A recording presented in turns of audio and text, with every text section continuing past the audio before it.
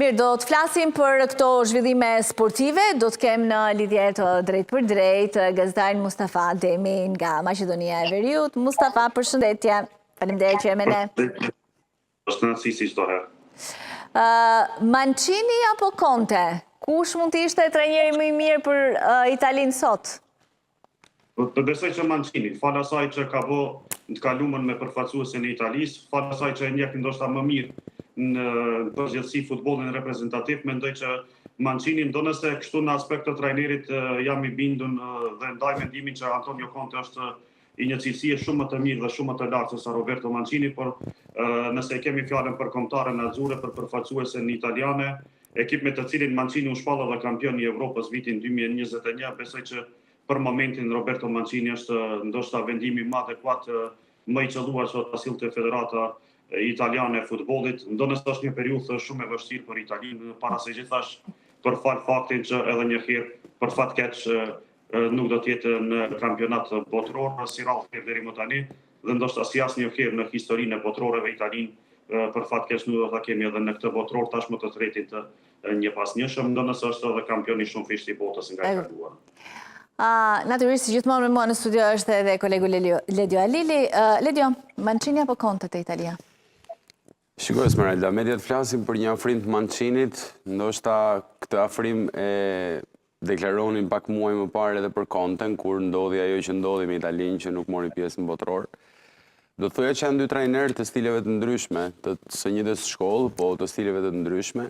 Conte është një trajner i cili është më i disiplinuar edhe i merr maksimumin grupit për në një kohë të shkurtër, por nuk zgjat shumë. Nga ana tjetër Mancini është një trajner i cili luan më shumë, le të themi, me topin, pra është një trajner që ka dëshirë të ketë topin në zotrim edhe të sulmojë, domethënë në mënyra të ndryshme, jo si Conte që ka një lojë fikse, le të themi, edhe brenda disa rregullave që ai i konsideron strikte për lojtarët që ka pjesë të grupit. Tani, në momentin që është Italia, kam përshtypjen që Conte mund vlej pak më shumë se Mancini për ta ringritur dhe një herë këtë grup. Por edhe Mancini nuk i hiqen dot pikë sepse është trajneri i fundit italian i cili ka sjell trofeun në shtëpi. Pra në 2021 në shpalli kampion e Evrope, atëherë kur askush nuk besonte.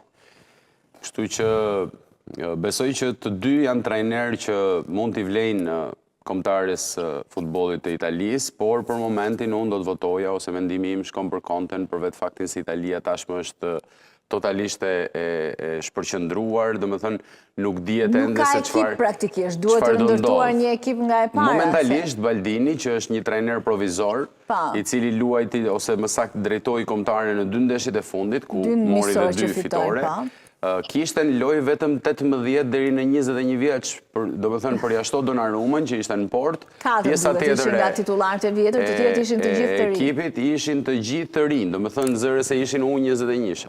Po prandaj tash që nuk ka një ekip të konsoliduar, pra 23 lojtar, pra kushdo që të vijë aty do duhet të ndërtojë një herë një Itali.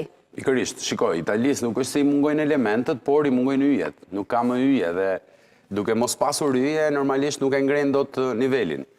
Kështu që do mundohen gjithsesi të krijojnë grup edhe gradualisht të mbështeten tek ndonjë nga lojtarët që mund t'i konsiderojmë yje, siç janë qoftë portieri, Tonali apo ndonjë lojtar i cili këto ndeshje ka bërë mirë edhe është ende në atë fazën e shpërthimit, le të themi, që mund të marrë më pas fanellën për të qenë pjesë së ardhmes kombëtarës italiane të futbollit, por është ende herët, kam përshtypjen që do nis projekti nga shtatori për të qenë pjesëmarrës në Europianin e 2028-s dhe me projeksione të larta që mos të mungojnë në botrorin e 2030-s. E kuptoj.